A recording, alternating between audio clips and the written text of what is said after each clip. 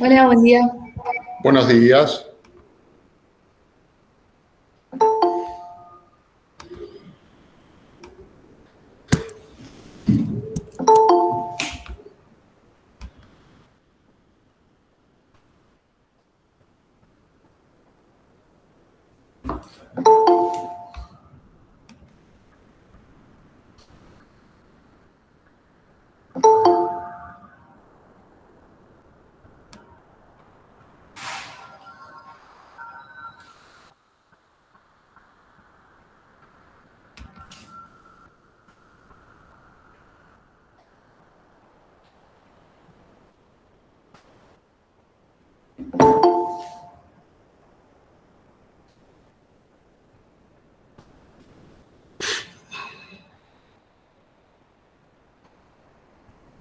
Hola, buen día.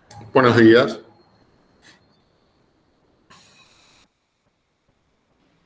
Buen día. Buen día, ¿qué tal? ¿Cómo están?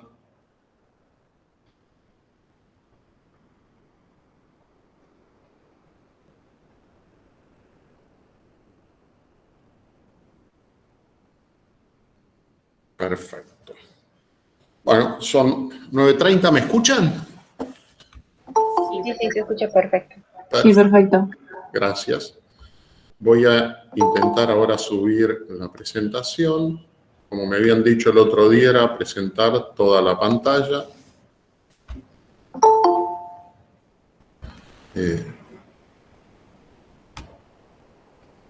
Ahí está. Compartir.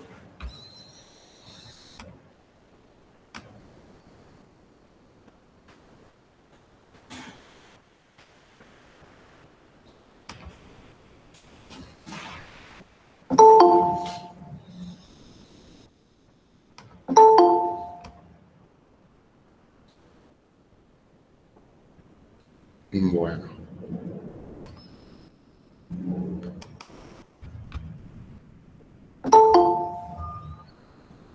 A ver esto cómo es.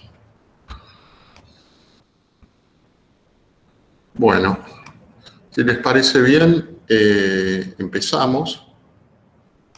Ya son 9:31. A ver si me deja.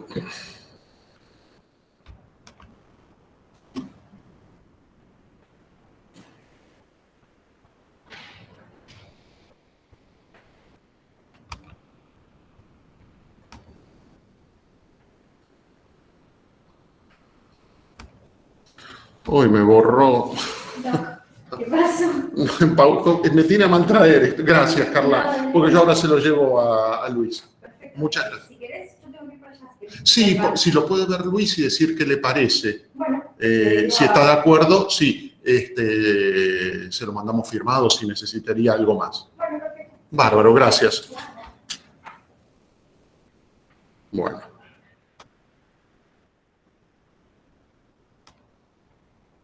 A ver, ¿por qué están presentando para todos?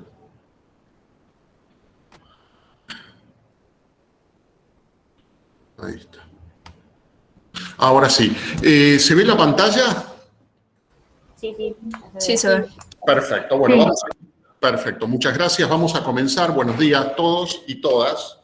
Bueno, vamos a ver hoy una de las patologías psiquiátricas por excelencia, que es las esquizofrenias y los trastornos delirantes crónicos. Sobre todo, cuando me refiero a patología psiquiátrica por excelencia, me refiero a la esquizofrenia más que a los trastornos delirantes crónicos, pero es importante considerar que tanto las esquizofrenias como los trastornos delirantes crónicos pertenecen a un grupo genérico que se llaman psicosis. O sea, tanto las esquizofrenias como los trastornos delirantes crónicos, un grupo que se llaman psicosis. ¿Y qué son las psicosis desde el punto de vista semiológico? Son patologías psiquiátricas caracterizadas por la presencia de delirios y o En definitiva, la presencia, recuerden, por definición de delirios y alucinaciones, es que la persona no reconoce a estos fenómenos como irreales. O sea, por ejemplo, de perjuicio, como de persecución, ideas paranoides, el paciente no las critica, las vive como reales. De la misma manera que los fenómenos, por ejemplo, que escucha voces, también lo ve como reales. Entonces, la psicosis, que es caracterizada por delirios y o alucinaciones, tiene otra característica que es lo que hace al diagnóstico en sí mismo. Se dice que el juicio de realidad está desviado, no alterado. Acá lo puse mal. El juicio de realidad está desviado. ¿Por qué? Porque el paciente no logra discriminar lo real y lo irreal. Eso es lo que sería, desde el punto de vista genérico, una psicosis. ¿Qué tipos de psicosis hay? Hay psicosis primarias, que son las que vamos a ver hoy en mayor detalle, como por ejemplo la esquizofrenia, los trastornos delirantes crónicos, y veremos también un poquito de parafrenias, que es un diagnóstico más bien antiguo y que se realiza fundamentalmente en nuestro país o quizá en algunos países del centro de Europa, pero por ejemplo en Estados Unidos es un diagnóstico que no se hace. Y las psicosis también pueden ser secundarias. Y acá es donde viene, creo, lo más interesante, si bien esto ustedes lo van a ver con más detalle en psiquiatría, es que una psicosis puede ser secundaria a una enfermedad médica degenerativa. Por ejemplo, en el Parkinson es muy frecuente que a medida que avanza la enfermedad, el paciente tenga delirios y alucinaciones. Si bien acá yo lo pongo secundaria al Parkinson, en el Parkinson se cree que en realidad la psicosis está fuertemente influenciada por la utilización de medicación antiparkinsoniana como la levodopa o los agonistas dopaminérgicos.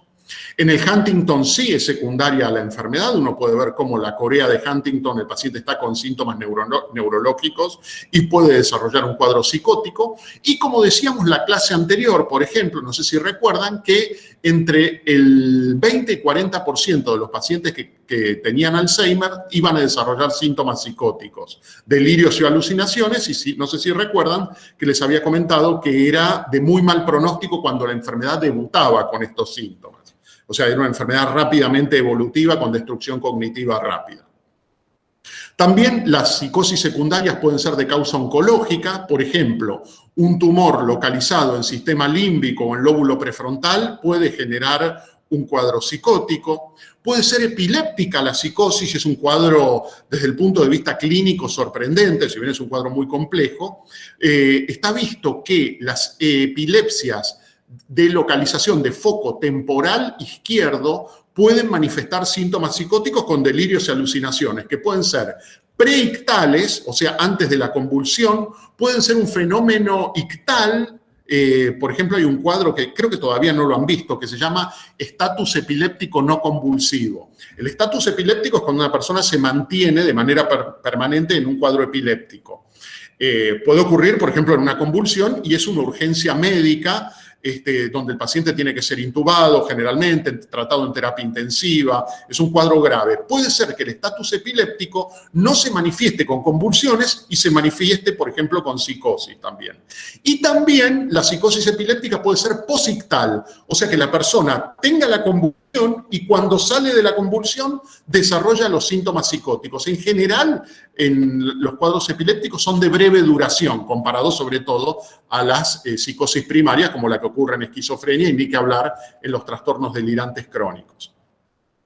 También puede haber causas farmacológicas. El listado de fármacos es interminable. Yo solamente puse los corticoides como causa muy frecuente de psicosis. Esto se ve de manera cotidiana. El cuadro psicótico tiene algunas características, como veremos en la clase siguiente, de tipo maníaca. O sea, el paciente está acelerado, eufórico, y en ese contexto maníaco puede desarrollar también síntomas psicóticos. También veremos en la clase próxima, cuando veamos el trastorno bipolar, en la fase maníaca también puede aparecer síntomas psicóticos.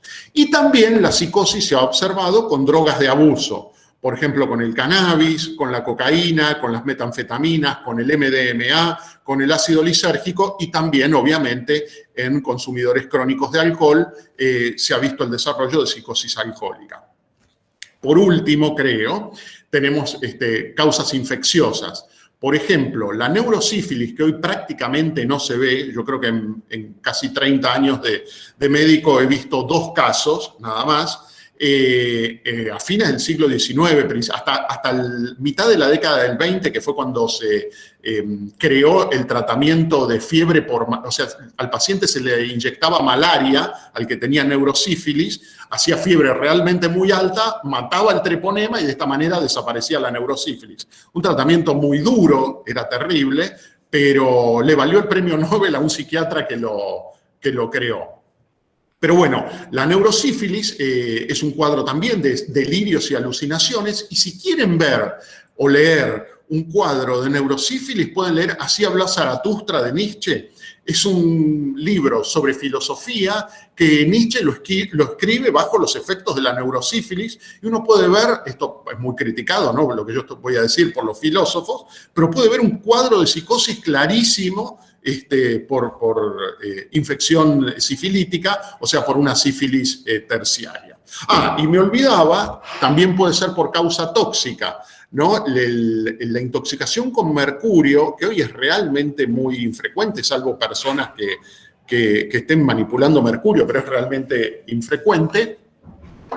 Hay cuadros de psicosis mercurial. Por ejemplo, muchos de ustedes deben haber visto Alicia en el País de las Maravillas. Vieron que hay un personaje que se llama el sombrerero loco.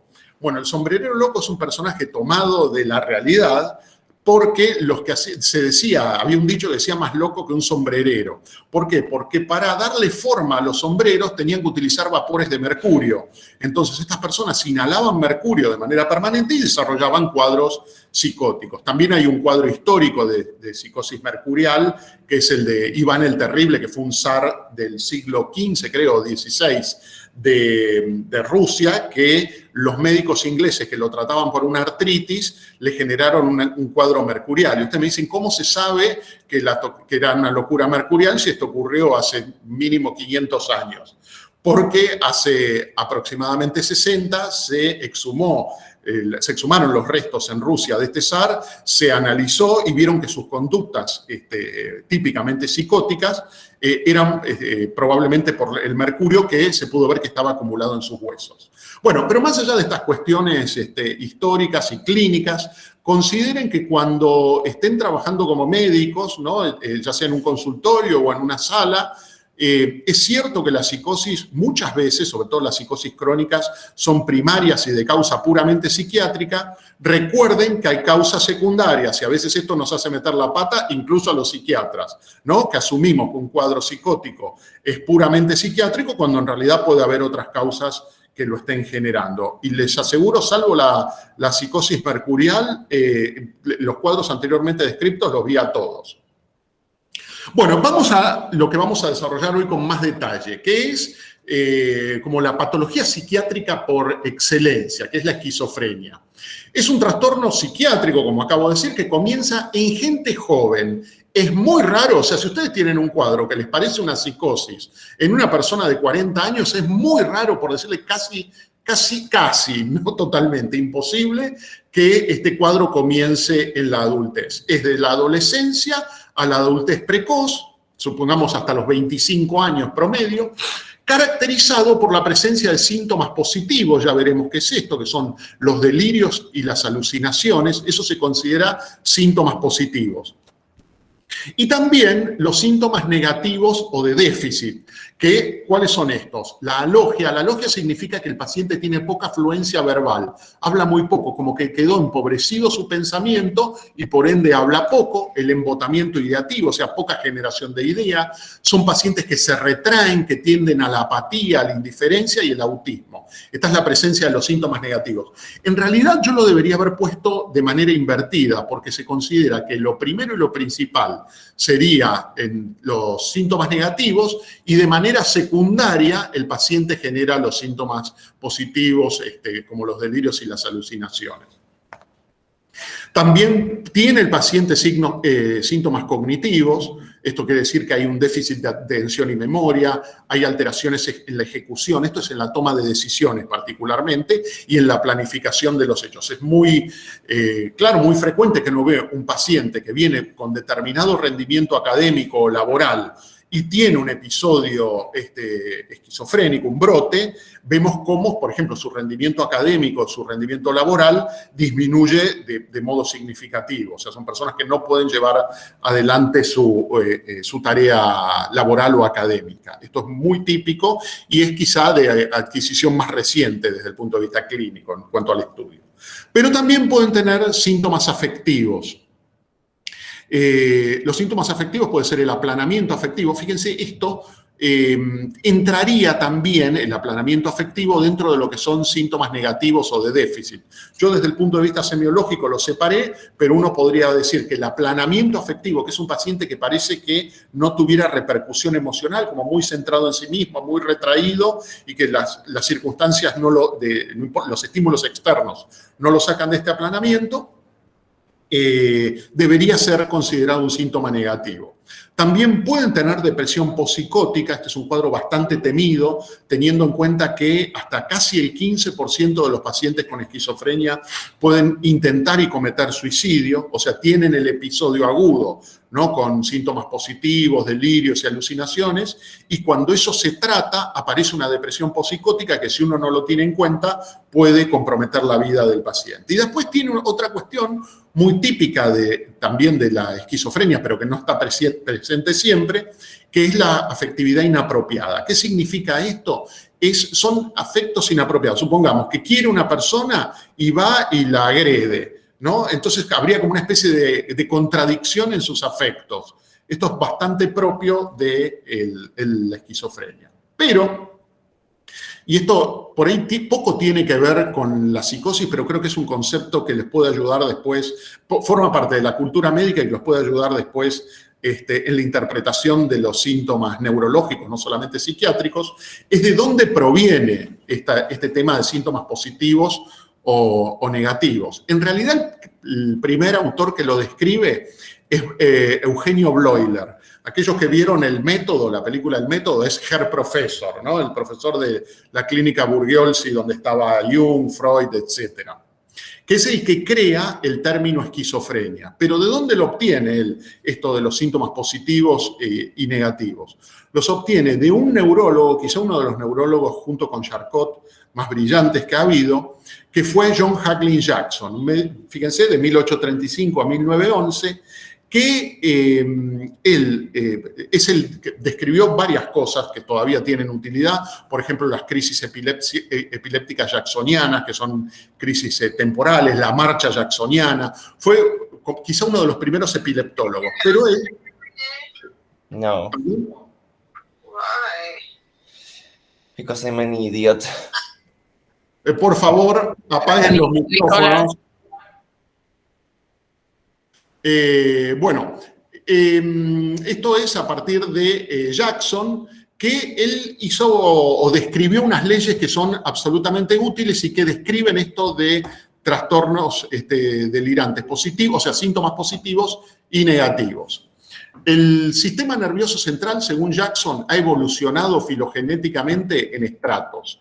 Él habla de 3 estratos, si bien los estratos son mucho más complejos y mayor cantidad, pero yo creo que desde el punto de vista pedagógico conviene entenderlo como lo describió Jackson. Y él dice que hay 3 estratos: un estrato espinal, otro motor y otro prefrontal, que han evolucionado de menor complejidad y mayor automatismo a mayor complejidad y menor automatismo. ¿Qué quiere decir esto? Que el estrato espinal es mucho menos complejo, un reflejo espinal uno lo entiende como pocas neuronas que interactúan en y son automáticos. Y a medida que se va ascendiendo en la evolución y en la complejidad del sistema nervioso central, cada vez es más complejo, pero menos automático.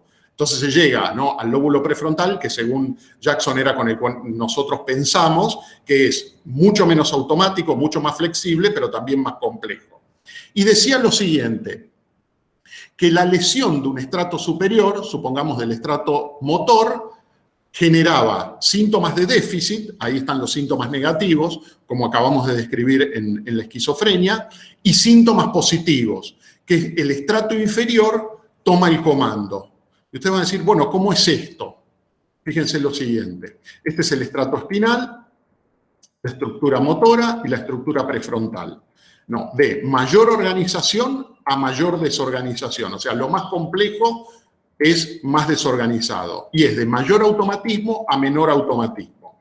Ahora vamos a suponer lo siguiente, que se lesiona la estructura motora, ¿no? Entonces, si yo lesiono, vamos a suponer, por un infarto de la cerebral anterior, lesiono la estructura motora, yo voy a tener síntomas de déficit. ¿Cuáles son esos síntomas de déficit? Por ejemplo, una paresia braquiocrural. No puedo mover, quedo paralizado en el brazo izquierdo y la pierna izquierda. Esos serían los síntomas negativos. Y ahora me dicen, bueno, ¿y los síntomas positivos cuáles serían? Toma el comando la estructura espinal y uno ve, por ejemplo, que en el caso de una ACV hay mayor irritabilidad tendinosa y el paciente puede tener hiperreflexia o clonus. Esos serían los síntomas positivos en el caso de una ACV. Bueno, esto en general, o sea, está vinculado secundariamente o primariamente a la esquizofrenia, pero esto puede aplicarse a cualquier enfermedad neurológica, incluso al Parkinson también. Entonces, recuerden, desaparece en función los síntomas negativos, toma el control la estructura inferior, los síntomas positivos, en el caso de ACV, la hiperreflexia y el clonus que podemos ver. Bueno, volviendo a la esquizofrenia, ¿cómo evoluciona este cuadro con sus síntomas negativos, positivos, cognitivos y afectivos? En general, si uno toma la vida de una persona, fíjense que arrancamos punto cero, serían 13 años, y uno pone esto esquemáticamente un funcionamiento del 100%, la persona que va a tener esquizofrenia, uno ya ve retrospectivamente que al menos desde el punto de vista social no tiene un funcionamiento al 100%. Lo más habitual, se notan que las personas que desarrollan este cuadro son excesivamente tímidos, con dificultades en la vinculación social, aunque puedan tener un muy buen rendimiento académico. O sea que uno no puede decir de antemano que el funcionamiento es al 100%. Y ocurre, ¿no?, entre los 13 y 17 lo que se llaman los síntomas prodrómicos, que ahora los vamos a ver en más detalle, que es el paciente que empieza a perder funcionamiento, empieza a estar raro en sus conductas, empieza a tener insomnio, si bien la enfermedad todavía no se manifiesta en toda su magnitud. O sea, empieza a perder funcionamiento paulatinamente, hasta que, aquí está señalizado en rojo, comienzan los síntomas activos como tal, los positivos y los negativos en el primer episodio, y puede ocurrir que uno lo trate al paciente, esto se debe tratar farmacológicamente, hoy no es ético en un cuadro de esquizofrenia no tratar farmacológicamente al paciente, y puede ocurrir que se lo trate, haya respuesta y que continúe el resto de su vida con, fíjense, un poquito más abajo que el funcionamiento previo, ¿no?, que el que tenía entre los 13 y los 15 años, pero continúa su funcionamiento, ¿no? Es una persona que la enfermedad no vuelve a presentarse y puede ser tratado de por vida o no, eso ya es una cuestión muy individual entre el médico y el paciente. Hay casos, hay personas y uno no puede generalizarlo, ¿no? Entonces se dice que este cuadro ha remitido, entró en remisión. También puede ocurrir en este periodo crítico que uno medique al paciente, lo trate, el paciente mejore, pero que no logre el estado de remisión, ¿no? Y que empiece a oscilar entre picos, o sea, entre episodios agudos y una remisión por debajo. Son pacientes que quedan, cuando se habla, ustedes van a ver en la bibliografía que se habla de defecto esquizofrénico, como el deterioro. Nosotros utilizamos el término defecto y deterioro lo dejamos para el Alzheimer. Son cuestiones más semánticas que clínicas. Bueno, estos son pacientes que tienen episodios agudos de síntomas positivos, pero tienen crónicamente un deterioro caracterizado por la presencia de síntomas negativos, aplanamiento afectivo, autismo, alogia, retraimiento, etcétera. Pero fíjense que este paciente tiene una respuesta parcial. Pero también puede ocurrir que a pesar de que uno lo trate, el paciente empeore, o sea, que son pacientes que no tienen respuesta al tratamiento, que sigan disminuyendo y que se manifiesten con brotes y con episodios residuales muy por debajo de su funcionamiento previo, y estos son aquellos pacientes que, por ejemplo, tienen que estar internados muchos de ellos durante muchos años y algunos de ellos de por vida, ¿no? Que son los pacientes, por ejemplo, cuando ustedes vayan al Borda o al Moyano, van a ver que son este tipo de pacientes, que están medicados, pero que la respuesta de la medicación es realmente muy pobre y que no pueden vivir más allá de las causas sociales que pudiera haber, desde por cuestiones médicas, por cuestiones clínicas, no pueden vivir fuera de la internación. Bien, ¿qué tan frecuente es esta patología? Esta patología está aproximadamente, no importa en qué cultura se estudie, está entre el 0,7 al 1% de la población. No importa, les repito, que se estudie en la Argentina, en una isla del Pacífico o en un país europeo. Sí se sabe que es un poco más frecuente en zonas urbanas, donde hay bajo nivel socioeconómico y sobre todo entre inmigrantes. Esto no se sabe muy bien, perfectamente cuál es la causa, por qué entre inmigrantes es más frecuente. Se cree que el estrés de la inmigración puede ayudar a una persona a que se manifiesten estos síntomas. El comienzo, como les decía hace unos minutos, es entre más o menos, puede ser también a partir de los 12. Esto sería un promedio, entre 15 y 25 años de edad. Tengan en cuenta, esto es muy importante, cuanto más temprano se manifiesta la enfermedad, más grave es y menos respuesta a la medicación hay. Tienen también mayor carga genética. Y, como les decía recién, pobre respuesta al tratamiento. ¿Por qué esto es importante y lo marco en verde? Porque las personas que consumen cannabis de manera crónica pueden adelantar, y tienen factores de riesgo para la esquizofrenia, pueden adelantar el comienzo de la enfermedad y esto implica, les repito, una peor evolución, pronóstico y pobre respuesta al tratamiento. Desde el punto de vista genético, cuando uno ve un paciente con un episodio agudo o incluso con un episodio crónico, a uno no le quedan dudas que hay una falla en el funcionamiento cerebral. Hoy no se puede considerar a la esquizofrenia como una patología psicológica. De hecho, la teoría psicoanalítica hace ya varios años decía que una persona padecía de esquizofrenia porque la madre le daba como un mensaje ambivalente al niño, ¿no? Si tenía hambre no le daba de comer y cuando estaba lleno le daba de comer, ese tipo de cosas decían, ¿no? Decían el mensaje esquizofrenizante de la madre. Ya hace varios años que esto ha ocurrido, es parte ya de la historia de la medicina, que una persona en Estados Unidos que tuvo un hijo con esquizofrenia, le dijeron eso, le dijeron que era por cómo ella lo había criado y donó muchísimo dinero para ver para que se pudiera investigar si esto era real, y esto no es real. No hay un mensaje psicologizante que genere la enfermedad. Hoy en día se piensa que es una enfermedad y se lo está buscando, si bien no se ha encontrado todavía, porque esa también es otra realidad, cuál es la causa intrínseca de la enfermedad.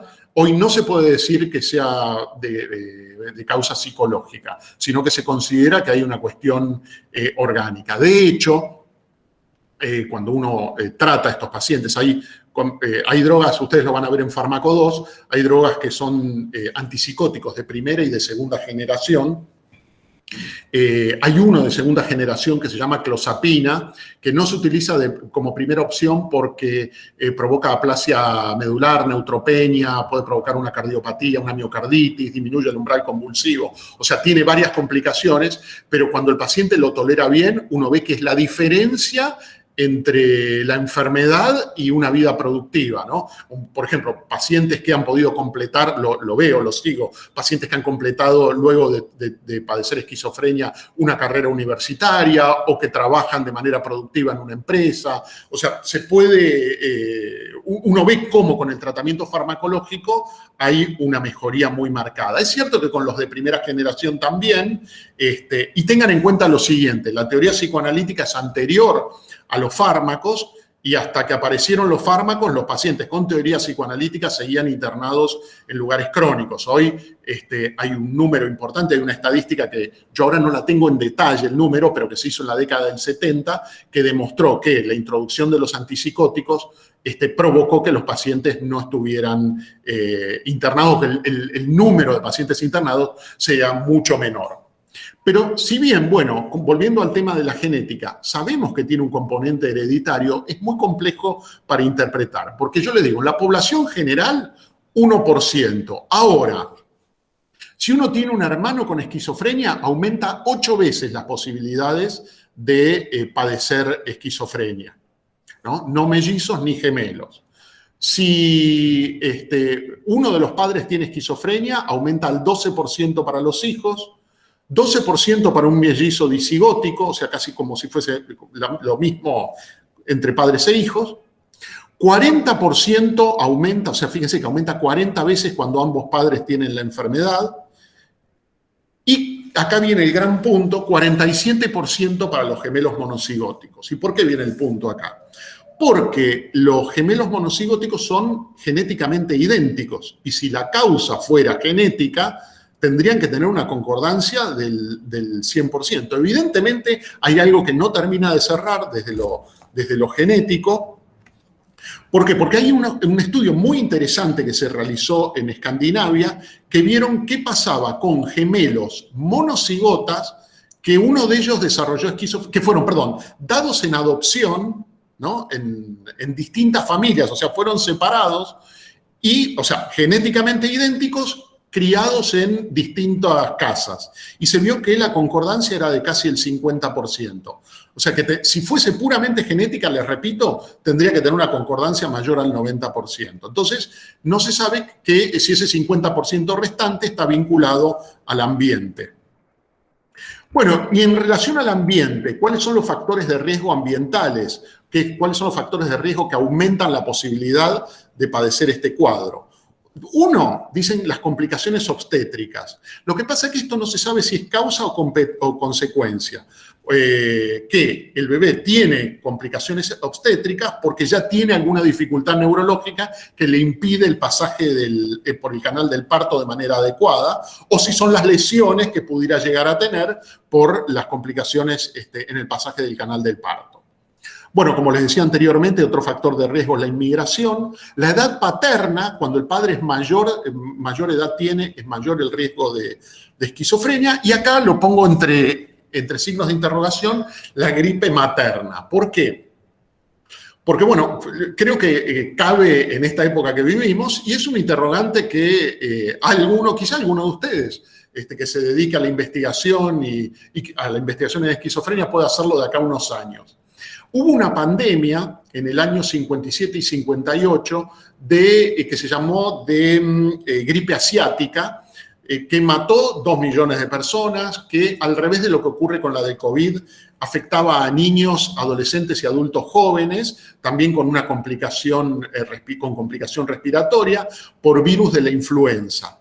Y hubo un trabajo que decía que aquellas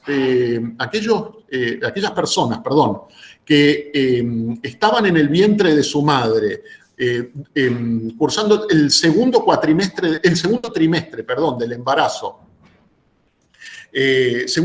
del embarazo, mientras estaba esta pandemia, tenían mayor riesgo de esquizofrenia.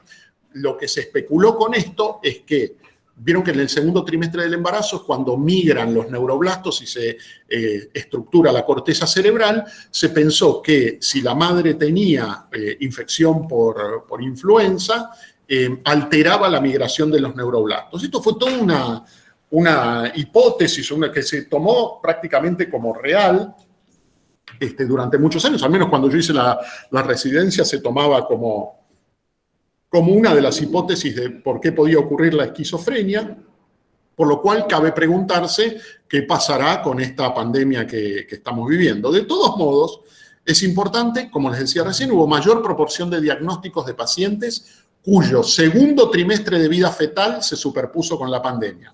Este es un trabajo de 1988, obviamente hecho en Finlandia, 30 años después de la pandemia de gripe asiática del 57-58. Y otro trabajo dijo que había aumentado el 88% el riesgo de esquizofrenia entre los nacidos 5 meses después del pico de la pandemia. Esto es de Inglaterra y Gales en 1991. Lo interesante de esto, bueno, es que es de 2 lugares distintos y lo complicado es, como yo les decía, que la esquizofrenia aparece a partir de los 12 o 15 años, uno tiene que esperar un tiempo prolongado para poder evaluar este hecho. Sin embargo, vieron que la fuente más fiable de información científica o los trabajos de mayor calidad científica, hoy por hoy se los considera los metaanálisis, que se toman, muy resumidamente, todos los trabajos que se han publicado al respecto y los no publicados si se consiguen también, y se ve si en realidad la gripe materna en el segundo trimestre era un factor de riesgo.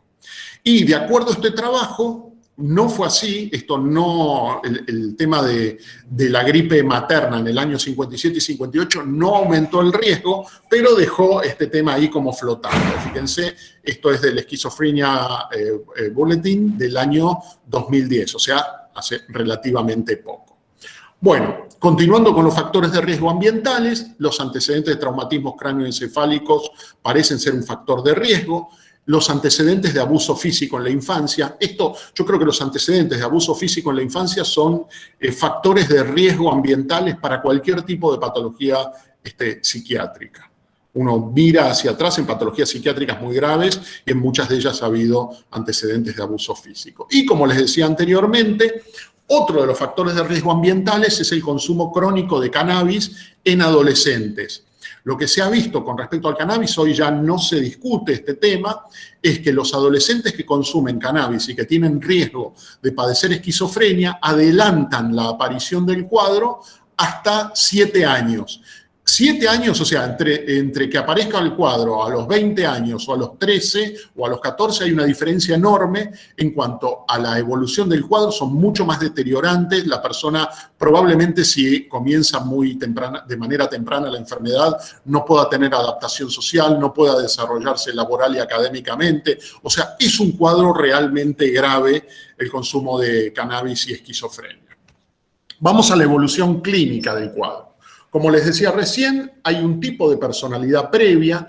En general, los niños que van a padecer esta enfermedad son más bien retraídos, con dificultades en los vínculos sociales. Esto no se puede trasladar a todos, pero es un cuadro, un hallazgo muy frecuente. Y sobre todo cuando uno vio el primer episodio y está armando la historia clínica, es una de las preguntas que debe hacer porque orienta al diagnóstico. Una personalidad previa muy tímida, muy retraída, quizás sin dificultades, muchos de ellos, para el desempeño académico.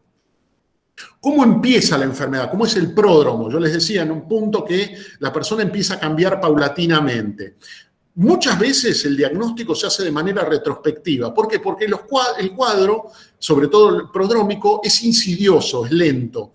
Y uno empieza a ver cambios en el comportamiento, como conductas muy raras. Por ejemplo, pienso en un paciente que de golpe, sin que nada lo hiciera esperar, empujó a un familiar por la escalera, por ejemplo. Pero no había ningún tipo de elemento, no había discusión, no había pelea, nada. Y eso fue como el primer elemento que llamó la atención. Tiempo después desarrolló delirios y alucinaciones y un cuadro completo.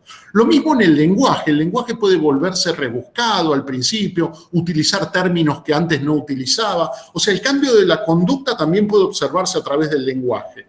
También se pueden observar cambios en la higiene, o sea, de una persona que tiene una higiene normal, de golpe hay como cierto abandono, conductas más bien de retraimiento, en el tipo de vestimenta más bien abandonada o muy atípico en relación a lo que usaba anteriormente.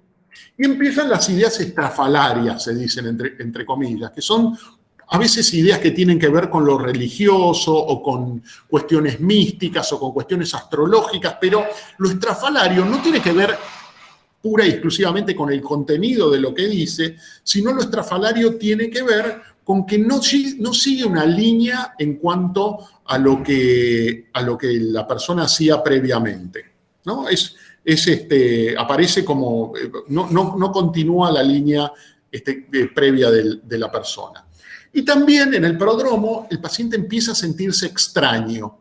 Y hay un signo que se llama el signo del espejo. El paciente se para frente al espejo y se observa como si le costara reconocerse. Empieza a sentirse extraño y junto con esto aparece el deterioro, empieza a funcionar mal académicamente, se empieza a retraer cada vez más y en caso de que esté trabajando, la persona deja de trabajar. Un elemento muy frecuente es la aparición del insomnio. En realidad, en patologías psiquiátricas agudas, salvo quizá las crisis de pánico, en todas hay alteración de la estructura del sueño. En las crisis de pánico a veces puede haberla, a veces no, pero en el resto el sueño siempre está alterado. Y en el pródromo de la esquizofrenia, el paciente puede pasar días sin dormir, ¿no? Que esto también favorece, ¿no?, la aparición del cuadro. También es un indicador, ¿no?, de un paciente que tiene antecedentes de esquizofrenia, ¿no?, que deje de dormir, es un indicador de que se puede venir el episodio agudo y entonces uno tiene que tratar rápidamente el cuadro. ¿Qué es lo que pasa cuando el paciente ya está en periodo de estado, ¿no?, cuando aparecen los síntomas? Y aparecen los síntomas positivos. Estos tienen alteraciones en el pensamiento, desde el punto de vista semiológico, tanto en el curso como en el contenido. Y con respecto al curso, lo que ocurre hay interceptación. Esto quiere decir que va manteniendo la idea directriz y que de golpe se corta, ¿no? Eso se llama interceptación. Mantiene la idea directriz, se corta y puede salir con otro tema. Cuando esto se da de manera repetida, esta interceptación, que es muy propio de la esquizofrenia, el discurso se hace incomprensible y se dice que el discurso está disgregado. La disgregación del curso es la sucesión rápida y frecuente de interceptación. También puede haber alteración en el contenido, ¿no? Esto obviamente hablando dentro de los síntomas positivos. Estos pacientes tienen ideas delirantes. Las más frecuentes son las de perjuicio, o sea que les quieren hacer daño. Son ideas delirantes primarias que surgen de la nada, propias, pero son de muy pobre sistematización. O sea, el paciente dice que lo persiguen, pero cuando uno le pide que dé las causas de por qué, en general no sabe o las niega. O sea, queda con la vivencia de que lo están persiguiendo, pero no hay una creación de ideas delirantes muy compleja.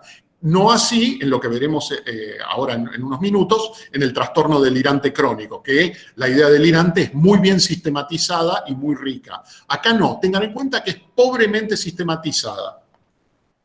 Tiene también lo que se llama la esquizofrenia, en los síntomas positivos, lo que se llaman síntomas de primer orden, como el eco, robo y transmisión, sonorización, difusión e imposición del pensamiento. Les repito, eco del pensamiento, robo, o sea, el pensamiento tiene como un eco, según los pacientes, sienten que le roban. Acá dicen que es la interpretación, el robo que le da la interceptación, ¿no? El paciente va hablando, se corta y cuando uno le pregunta dice, me robaron el pensamiento. Pueden sentir también que transmiten su pensamiento a otra persona o que el pensamiento tiene sonido, ¿no?, que lo que ellos piensan se escucha.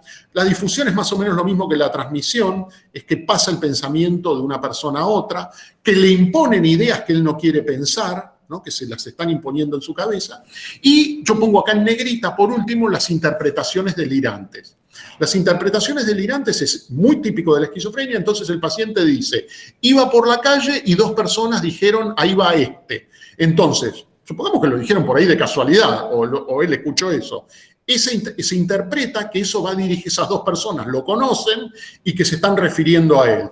U otra cosa muy frecuente es, dice, cada vez que salgo a la calle, la gente, los taxis, por ejemplo, me decía un paciente, hacen seña de luces entre ellos para avisar que yo ya salí, por ejemplo. Es una vivencia muy desagradable. Recuerden lo que les decía recién, muchos de estos pacientes, un porcentaje importante, si no son tratados, pueden tener ideas suicidas o comportamiento suicida y homicida también. Pasó hace poco, vieron el año pasado que hay un caso ahora en la justicia de un paciente esquizofrénico que le sacaron la clozapina, justamente la medicación que yo les decía que era muy buena, y en el medio de la pandemia no se le agregó, no se lo trató, y el paciente mató a un policía con un cuchillo. Supongo que todos están al tanto de esto que ocurrió en Palermo. Esas son interpretaciones delirantes. El paciente vio a la persona y consideró que esta persona le quería hacer daño, que formaba parte del sistema que lo persigue, y no solamente pueden hacerse daños a ellos mismos, sino daños a terceros.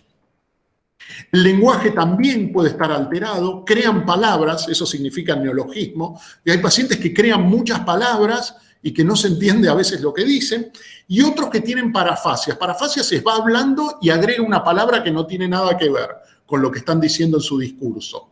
¿no? Están siguiendo la idea directriz, diciendo algo, y de golpe una palabra que no tiene nada que ver con lo que dice, es una palabra sola. Eso se llama parafasias, que es la introducción de una palabra dentro del discurso. Fíjense lo rico, desde lo semiológico, que puede ser esta sintomatología. O sea, toda la cantidad de signos y síntomas que uno tiene que observar para poder hacer el diagnóstico. Y acá viene lo que pregunto todos los años y que alguien me lo preguntó ahora en el grupo de Facebook, que son las alteraciones sensoperceptivas. Entonces, si yo les pregunto cuáles son las alteraciones sensoperceptivas por excelencia, probablemente ustedes me dirían las alucinaciones. Y yo les tengo que decir que no, que las alucinaciones son segundas en frecuencia. Lo más frecuente son las pseudoalucinaciones. ¿Qué significa esto? Una alucinación normal, una alucinación verdadera, tiene espacialidad, o sea, el sonido viene de afuera y el paciente lo escucha. Eso es una alucinación auditiva verdadera. Una pseudoalucinación, que es lo típico de un paciente con esquizofrenia, es que el paciente percibe el sonido dentro de su cabeza, no viene de afuera, o sea que pierde el componente de espacialidad. Por lo tanto, el fenómeno sensoperceptivo por excelencia en el cuadro esquizofrénico son las pseudoalucinaciones, que es la percepción de una voz, de una palabra, dentro de su cabeza. Generalmente estas voces son de malas palabras, denigrativas, dan órdenes. Probablemente se puede especular que este paciente que apuñaló a un policía probablemente tuviera alguna pseudoalucinación que le estuviera diciendo que ataque. Nadie puede descartar eso, eso puede verse en este tipo de pacientes. En segundo lugar, pueden tener alucinaciones. El fenómeno alucinatorio más frecuente en pacientes con esquizofrenia es auditivo, pero también pueden ser alteraciones de la sensibilidad profunda, que sienten, por ejemplo, como dolores en los huesos o como le pasan electricidad en los huesos. Esa también es la interpretación delirante que pueden darle al fenómeno alucinatorio. Y en tercer lugar estarían las alucinaciones visuales. Pueden verse, pero recuerden lo que les decía cuando hablamos de síndrome confusional o delirium, que las alucinaciones visuales, no solamente las ilusiones era la percepción deformada de un objeto. La alucinación, que es una percepción sin objeto, las visuales son características de un cuadro orgánico. Secundariamente pueden verse en esquizofrenia. Profe, antes de que pases, no me quedó claro la diferencia con la alucinación. O sea, dijiste que en la pseudoalucinación no había, o sea, se pierde la espacialidad. O sea que en la alucinación el estímulo viene de afuera. Claro, el paciente percibe en lo auditivo, claro, que viene de afuera, como un sonido. Escucha como si fuera una voz, como si fuese mi voz. Pero lo crea él, lo crea su... Obviamente, sí, obviamente. Okay. Sí, no es una interpretación. Si no sería una interpretación delirante. Pero, por ejemplo, he trabajado en lugares, ¿no?, con pacientes esquizofrénicos que con alucinaciones verdaderas pensaba que, por ejemplo, un médico que entraba a evaluar a un paciente se había referido a él, iban y lo agredían, pero estaban convencidos que la voz era había venido de él. Exactamente, de la persona que estaba afuera. Mientras que los pseudoalucinatorios ellos lo distinguen como que son una voz que está dentro de su cabeza. Claro, perfecto, gracias. De nada.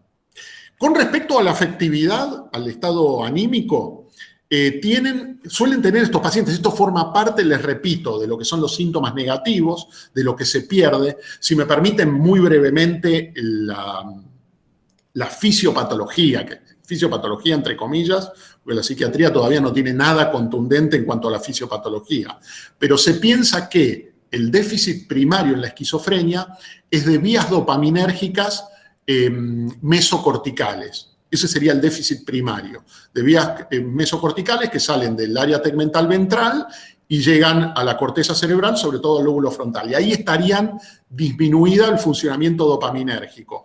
Y eso estaría vinculado con los síntomas negativos. Mientras que los síntomas positivos tendrían una hiperdopaminergia en nivel del sistema límbico, ¿no? Por ejemplo, de la amígdala, del hipocampo, fornix, tubérculo mamilar, etc. Entonces, volviendo a este tema, se piensa que hay una hipodopaminergia en el lóbulo frontal, en la vía mesolímbico-cortical, responsable de los síntomas negativos, que se manifiesta, por ejemplo, con el aplanamiento afectivo. Son personas que parece que como que no tiene repercusión emocional las cosas, están volcados sobre sí mismos. Eso se utiliza el término autismo, si bien la esquizofrenia no forma parte del trastorno por el espectro autista, ¿no? Al revés, el espectro autista toma el término autismo de la esquizofrenia, que es un término que creó Bloiler junto con los síntomas negativos y positivos y con el término esquizofrenia. También pueden tener, muy típico del afecto esquizofrénico, la discordancia idoafectiva, ¿no? Por ejemplo, un paciente que uno ve y que trabaja con él mucho y dice que lo quiere y un día viene y lo agrede y sigue diciendo que uno lo quiere, por ejemplo.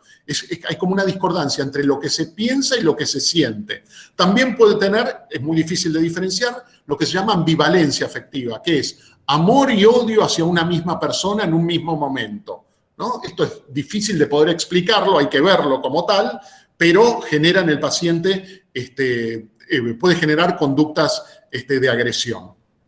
Y como les decía anteriormente, en caso de que evolucione, fíjense que yo les marqué 3 evoluciones. Una que el paciente remite, otra que funciona con remisiones y brotes, y otra que es siempre brote continuo. Esto se supone que es un tercio, un tercio y un tercio, ¿no? Estas 3 evoluciones. En el paciente que, en el segundo, en el que tiene episodios agudos y remisión, corre el riesgo en la remisión de desarrollar la depresión postpsicótica, que debe tratarse con antidepresivos siempre y cuando esté cubierto con antipsicóticos, porque los antidepresivos solos en pacientes con esquizofrenia puede empeorar el cuadro. Como les dije, ¿se acuerdan algunos los que participaron del descubrimiento de los antidepresivos? Que el primer antidepresivo, la imipramina, era un derivado de un antipsicótico y que Kuhn se dio cuenta que empeoraban los pacientes, pero mejoraban los pacientes deprimidos. Bueno, este es el mismo efecto. ¿Qué es lo que pasa con la volición, o sea, con la voluntad del paciente? Imagínense, si es un paciente que está apagado emocionalmente, hipotímico, aplanado y volcado sobre sí mismo, habitualmente su capacidad volitiva de hacer está muy afectada. Esto también forma parte de los síntomas negativos y el paciente puede estar apático o indiferente, ¿no? Sobre todo cuando predominan los síntomas negativos. Ustedes podrán decir, pero bueno, el paciente, el que atacó al policía, bueno, estaba con síntomas positivos muy floridos, ¿no? Con impulsos. Fíjense que los pacientes también pueden tener impulsos, como habíamos visto en la primera clase. Los impulsos es tener una tendencia a realizar un acto, no pasarlo por la deliberación consciente y ejecutar el acto. Y también puede tener un fenómeno, esto sobre todo en los subtipos catatónicos, lo que se llama ambivalencia volitiva, ¿no? Entonces hay un modo de evaluarlo donde uno le muestra la mano al paciente y le dice, no me dé la mano, y el paciente queda como a mitad de camino, como titubeando en qué hacer y lo mantiene. Eso como una ambivalencia volitiva, ¿no? Esto es típico de los pacientes catatónicos. Y también, esto también es característico de los pacientes catatónicos. Lo que pasa es que acá me meto en otro problema, porque nosotros no vamos a ver síndrome catatónico, y el síndrome catatónico es mucho más amplio, puede ocurrir de manera secundaria a múltiples cuadros clínicos y también cuadros afectivos, pero también hay un subtipo que ahora tampoco, bueno, no lo voy a complicar, hay un subtipo de esquizofrenia catatónica que puede tener ambivalencia y negativismo. Bueno, vamos a las formas clínicas. Debo aclararles que en el manual de diagnóstico de psiquiatría, que es bastante pobre, por cierto, aquellos que no les gusta estudiar, sigan psiquiatría porque son 4 síndromes y 4 grupos farmacológicos nada más. Más o menos es una cuestión así. Pero bueno, las formas clínicas, que hoy las han sacado el DSM-5, son 4, si mal no recuerdo, 4 o 5, yo ya estoy medio perdido, las han sacado. Una es la paranoide. Paranoide, cuidado, ustedes dirán, ¿qué significa paranoide? ¿Que es persecutorio? No. Paranoide se refiere, la mayor de las veces, las más frecuentes que sean cuadros persecutorios, pero paranoide se refiere a un subtipo esquizofrénico que se caracteriza por síntomas positivos de delirios y alucinaciones. En general es el más benigno de los cuadros, sobre todo si aparece de manera más tardía. Los síntomas positivos tienen muy buena respuesta a los medicamentos, mientras que los síntomas negativos no siempre. Tener en cuenta, la realidad es que los síntomas negativos los he visto mejorar solamente con clozapina, le repito, esta droga de segunda elección, que es excelente, pero con las complicaciones que yo les decía. Pero si no, también para complicar más el tema, los medicamentos antipsicóticos típicos, por ejemplo, el haloperidol, la clorpromacina, la tioridazina, etcétera, pueden generar en sí mismos síntomas negativos. Yo les decía recién que desde el punto de vista fisiopatológico se considera que hay hipodopaminergia cortical e hiperdopaminergia límbica.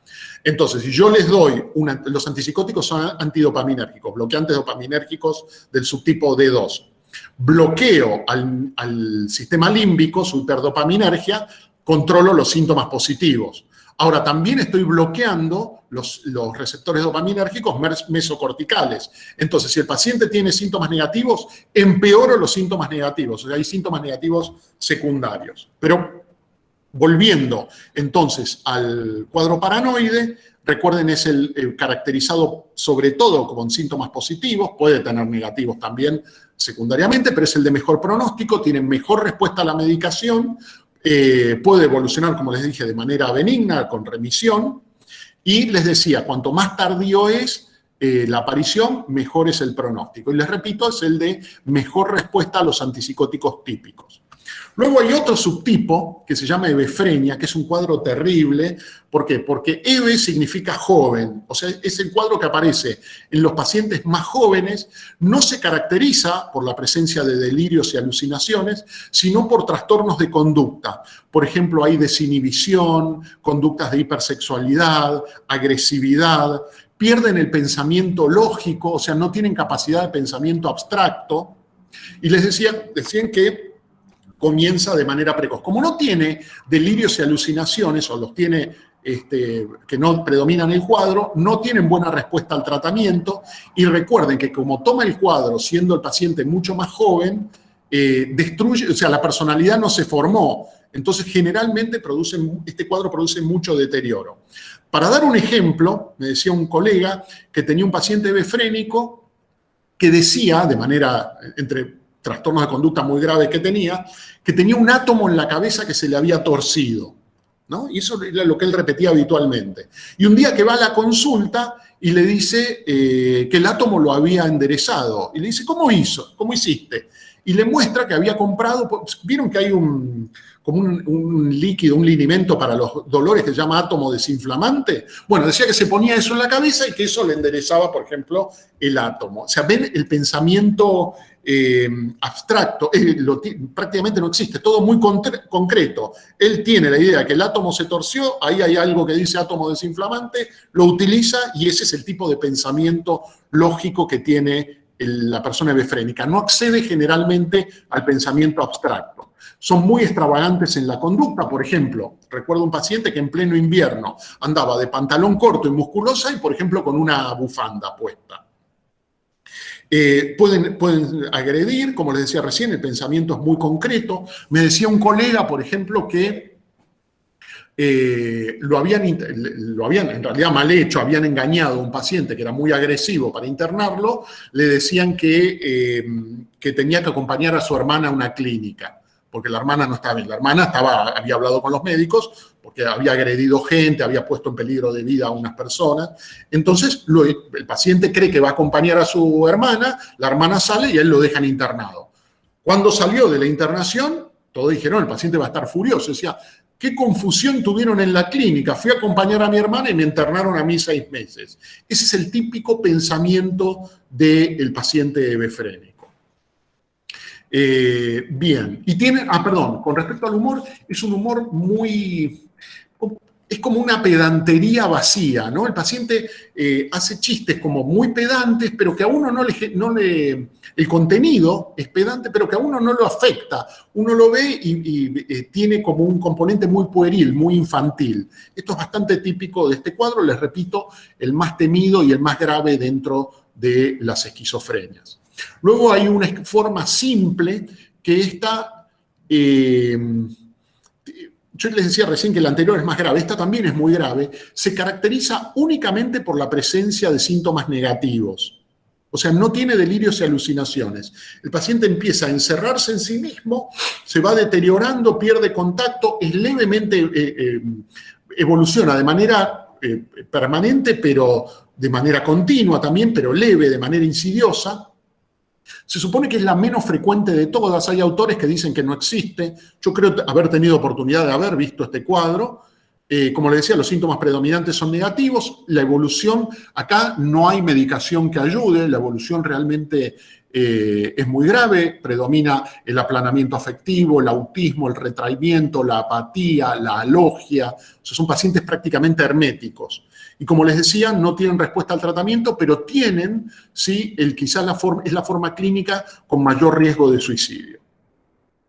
Por último, la que les decía, la más discutida, porque hoy el síndrome catatónico se lo considera de múltiples causas.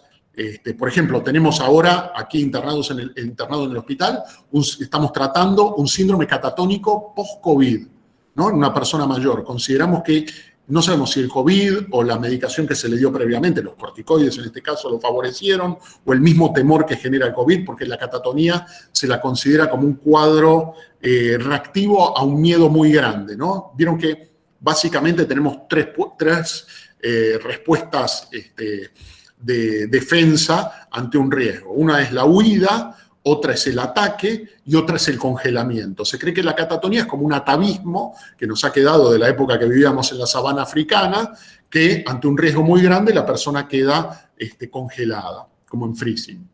Se la considera entonces una forma clínica donde predominan los síntomas psicomotores. La catatonía puede ser, como les decía, inhibida o excitada. Puede ocurrir que un paciente en estupor catatónico, mutismo, negativismo, no come, no se mueve, de golpe tenga un furor catatónico donde agrede. O puede ocurrir también que esté en mutismo, en negativismo y prácticamente inmóvil, pero por ejemplo mueva el brazo sin parar, ¿no? Eso se llaman estereotipias motoras.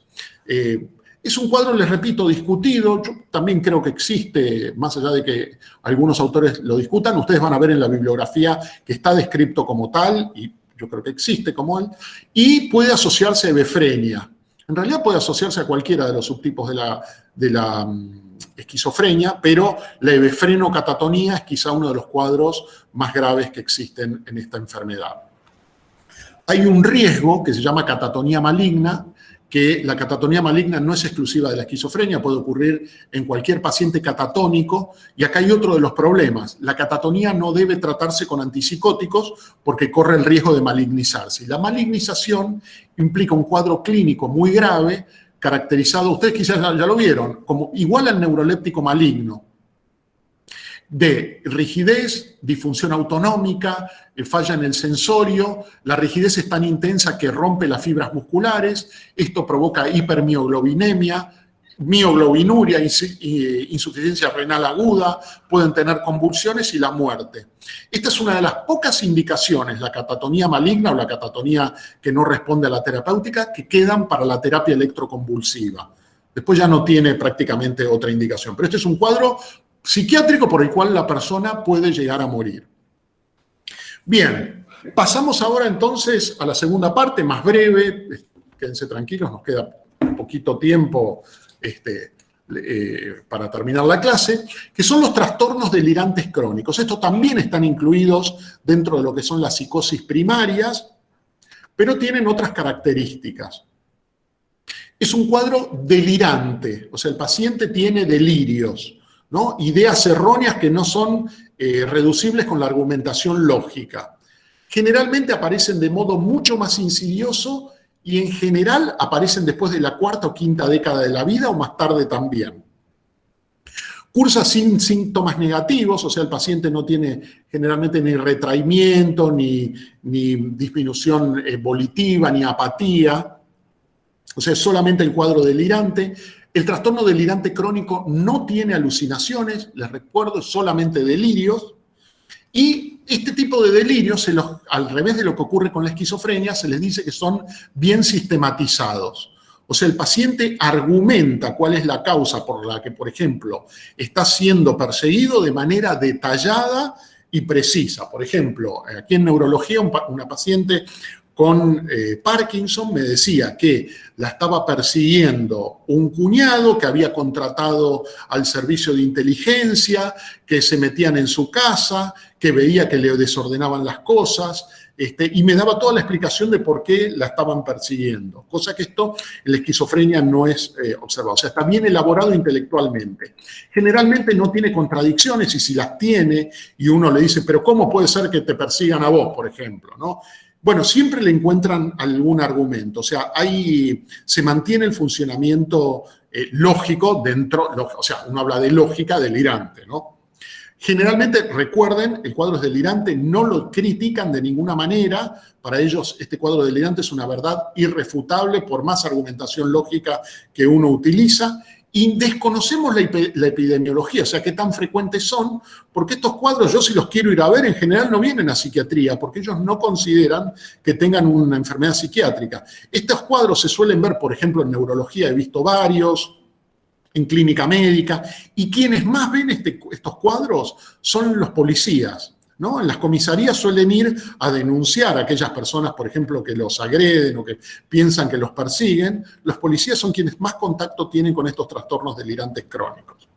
¿Cómo es la dinámica, entonces, para representarlo gráficamente? Fíjense, edad en años están las abscisas, la intensidad del delirio en las ordenadas. Fíjense, pueden ser personas que con anterioridad pueden ser raras, pueden tener alguna tendencia a la metafísica, al ocultismo, algunos, ¿no? No todos. O cierta sensibilidad a la persecución, como una personalidad en algo paranoide, hasta que, supongamos en este caso a los 50 años, aparece con el delirio, se instala. Yo acá le pongo, quizá demasiado agudo hago la instalación. La instalación puede llevar algunos meses, a veces, o incluso un año, ¿no? Hasta que se instala el delirio. Y una vez que el delirio se instala, se mantiene y no se reduce, o sea, se mantiene. Ocurre muchas veces que el delirio se cristaliza y entonces la persona sigue haciendo su vida, salvo que uno toque puntualmente el delirio. Este tipo de cuadros no tienen una buena respuesta a los antipsicóticos, y en general los pacientes no lo toman porque consideran que ellos no tienen ninguna enfermedad para ser tratados. Este tipo de personas pueden tener capacidad de autoabastecerse, de vivir, incluso de trabajar. Bien, ¿qué tipos de delirio hay? Muchos hay persecutorios. Esto ocurre, el delirio persecutorio es muy frecuente en personas que viven solas, personas mayores que viven solas pueden desarrollar este delirio, sobre todo en relación a vecinos o a personas con las que han tenido en algún momento algún problema. ¿Por qué? Porque este tipo de delirio puede tener una base real. La base real es, discutió con tal persona, pero después arma toda una estructura delirante. No importa dónde vayan, siempre los van a encontrar, o sea que esto no disminuye con el cambio de lugar, de residencia, y siempre las personas que persiguen se hacen notar con señales, mensajes y con intentos de envenenamiento, ¿no? Todo parte de lo ideativo, no es que ellos lo vean o lo escuchen. También hay otro delirio muy complicado, que es de reivindicación o de querella. O sea, tendría como una base persecutoria, pero la persona va a reivindicar su idea o a querellar permanentemente. Estas personas hacen denuncias de manera permanente, por ejemplo, en la policía, pero cuidado que muchas veces pueden relacionarse a acciones médicas, ¿no? La querella. Y son realmente pacientes muy, muy, muy complicados, ¿no? Que generan mucha complicación en el sistema médico, en los médicos, y nunca falta el juez, además, que le toma, ¿no? O la comisaría. En general, yo les puedo asegurar, mi experiencia es que en la comisaría saben detectar este tipo de cuadros, pero a veces las denuncias penales o que pueden realizar este tipo de pacientes pueden ser consideradas. Luego, otro tipo de trastornos delirantes crónicos son los delirios pasionales. Los delirios pasionales, o sea, implican siempre una cuestión amorosa de por medio. Uno de ellos son el delirio celotípico. Este delirio celotípico implica que la pareja de la persona que padece el delirio siempre prefiere a otro, esto de manera genérica. La celotipia es una de las psicosis, yo les hablaba, ¿vieron?, de psicosis secundaria por alcohol, es muy típica del alcoholista crónico, ¿no? El delirio celotípico. Puede ocurrir en personas que no lo sean, pero lo primero que hay que descartar cuando uno ve un delirio celotípico es que la persona que tiene el delirio esté consumiendo alcohol de manera crónica. Llegan extremos, por ejemplo, que la pareja no puede ir a la puerta si alguien tocó el timbre, o siempre hay una idea de que la persona lo está engañando, así sale a hacer una compra o a hacer un trámite, siempre es circunstancia para considerar que la pareja lo está engañando. Este es un delirio de mucho riesgo, donde genera enorme estrés a la persona que lo sufre, o sea, que queda como secundaria al delirio, ¿no? A la persona que convive con el delirante. Es realmente muy complicado y pueden haber cuestiones pasionales. Dicen que primero empieza como una suspicacia hasta que luego se confirma, o sea, sospecha que lo están engañando a la persona, hasta que después lo confirma y ahí empieza una búsqueda activa y agresiones. Y luego hay otro delirio pasional que se llama delirio erotomaníaco de Clerambot. Estos son, les repito, son cuestiones, prefiero que lo sepan porque probablemente no lo vuelvan a ver, son infrecuentes, pero acuérdense que el diablo se esconde en los detalles. Entonces, que puedan detectar este tipo de cuadro y que sepan qué se trata cuando los vean, es importante. Y este es un tipo de delirio donde la persona piensa que alguien famoso está enamorado de ellos. O sea, están convencidos, por ejemplo, recuerdo de un paciente que decía que Soledad, la cantante, estaba enamorada de él. O me acuerdo de otra paciente que decía que un cantante que se llamaba Camilo VI también, que murió hace poco, que también estaba enamorada. Entonces, esto lo viven con absoluta certeza y, por ejemplo, dicen que si aparece la persona en televisión se están refiriendo a ellos, que pronto se van a encontrar, que van a ir a vivir juntos. Pero como esto no se da, primero hay esperanza y justifican el por qué no se van encontrando. Se justifica de manera lógica. Pero luego pueden vivir con desprecio, con frustración y con agresividad. Esto ha ocurrido, por ejemplo, no sé si acá en la Argentina, pero hace años atrás, sobre actores famosos de Hollywood, de personas que tenían este delirio y que tuvo que intervenir la policía porque iban a agredir porque no eran correspondidos de la manera en que ellos creían, porque se sentían frustrados. Bien, y pasamos al último cuadro, nos quedan 5 minutos nada más, que son las parafrenias. Esto no se podría incluir ni entre los trastornos delirantes crónicos ni en la esquizofrenia. Sin embargo, en Estados Unidos, que hacen menor discriminación diagnóstico, lo terminan metiendo dentro de las esquizofrenias, pero esto no es así. Sería una psicosis primaria caracterizada por un delirio fantástico e imaginativo. Por ejemplo, una persona que conozco está con un delirio que dice que lo visitan maestros del más allá a la noche y que los ve y que aparecen con forma de alas y que son ángeles y que los ve, ¿no? O sea, hay una imaginación muy profusa, pero también este delirio también cursa con sintomatología alucinatoria. Pueden tener fábulas fantásticas y mitológicas, conceptos de ver metamorfosis, o sea, son muy ricos los delirios. Y recuerden que es un trastorno delirante y alucinatorio. No es tan frecuente de ver, pero por ejemplo, yo les puedo contar una anécdota. Hace ya unos cuantos años, aquí en el hospital, estaba en consultorios externos de psiquiatría que se atendía hasta las 11 de la mañana y después se discutían los casos hasta las 12. Y viene la secretaria y comenta que había un paciente que exigía ser atendido. Entonces, como estaba a cargo, voy a verlo, y el paciente, un señor que tendría unos 70 y pico de años, bien vestido, no daba la impresión de ser un paciente psiquiátrico agudo. Entonces le explico que si podía venir al día posterior porque ya no estábamos atendiendo, y el señor con total calma me contesta y dice, no, lo que pasa es que usted no me entiende, me dice. Yo soy el anciano más importante del universo y provengo del planeta Ganímedes, me dice. Y vine en un cometa y empezó a hablar de cuestiones muy fantásticas. Y obviamente nosotros en ese momento, con residentes y todo, le pedimos el consentimiento al paciente y lo pudimos evaluar por cámara Gesell. Pero que era realmente muy, muy florido. Generalmente este tipo de pacientes no consultan. ¿Por qué? Porque a medida que el delirio progresa, se va aquí cristalizando y queda como enquistado, y que si uno no toca la situación delirante, el paciente no le da ningún indicio de que estuviera padeciendo un cuadro psicótico. Como les decía, el delirio se enquista y pueden tener una vida, les puedo decir, hasta social, prácticamente normal, salvo que uno toque el tema puntual del delirio. Bueno, para finalizar entonces, recuerden que hay que diferenciar entre esquizofrenia como un trastorno delirante alucinatorio, pero que también tiene síntomas positivos y negativos, de lo que es un trastorno delirante crónico, que es puramente ideación delirante, de lo que es una parafrenia que quedaría como en un punto intermedio. Hay un delirio muy elaborado, pero de contenido fantástico, con alucinaciones, pero sin deterioro de la personalidad. Bueno, muchas gracias. No sé si alguien quiere hacer algún comentario o pregunta. Doctor, una pregunta. ¿Las parafrenias, hay una edad típica en la que se manifiesta o puede ser a cualquier edad? En general son más bien tardías las parafrenias. Uno las ve en personas grandes y sobre todo con aquellas que tienen algún tipo de deprivación sensorial.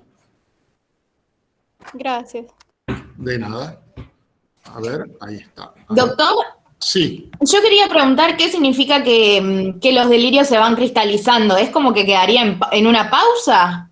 No, el delirio queda activo, pero como dormido. O sea, en la vida cotidiana no está permanentemente presente, pero si yo le toco el tema, el delirio se muestra. ¿No? Porque al principio de la parafrenia el delirio está presente de manera permanente.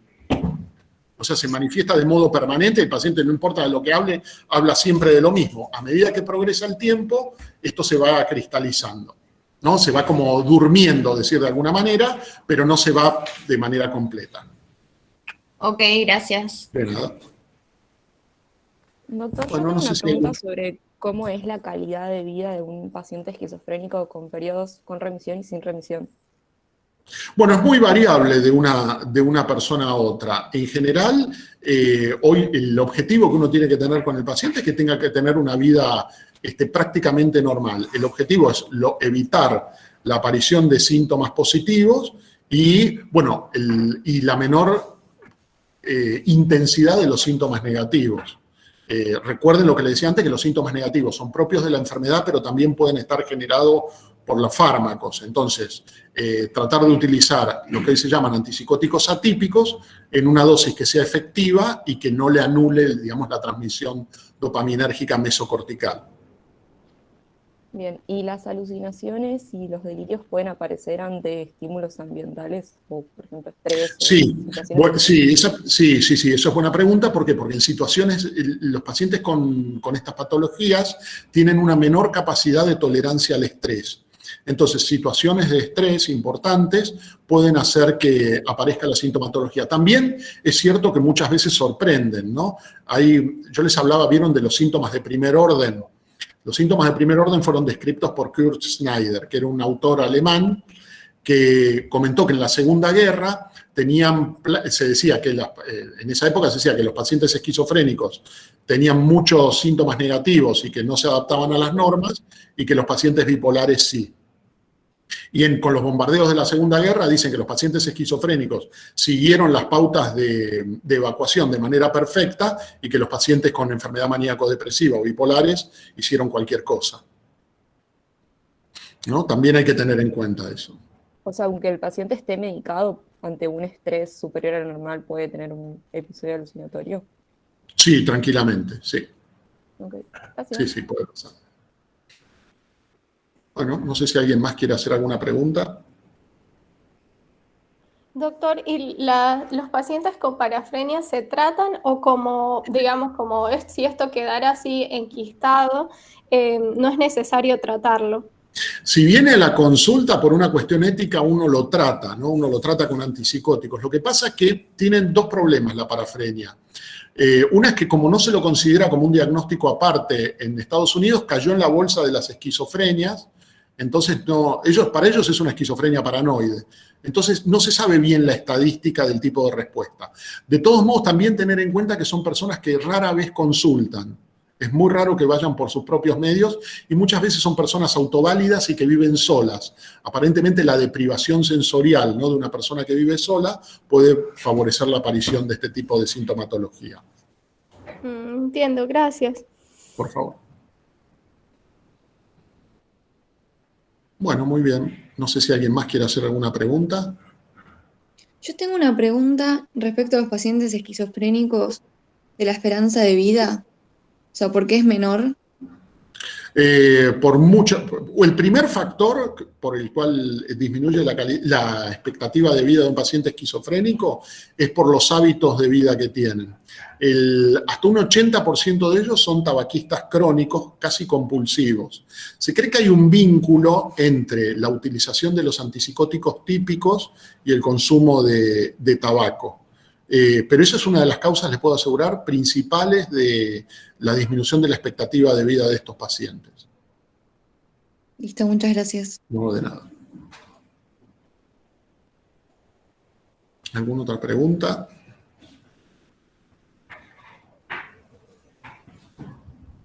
Bueno, muy bien. Si no hay más preguntas, nos vemos el próximo martes. Cualquier cosa estamos en contacto. Muchas gracias. Gracias. Muchas gracias. Muchas gracias. Muchas gracias. Gracias, hasta luego. Gracias, doctor.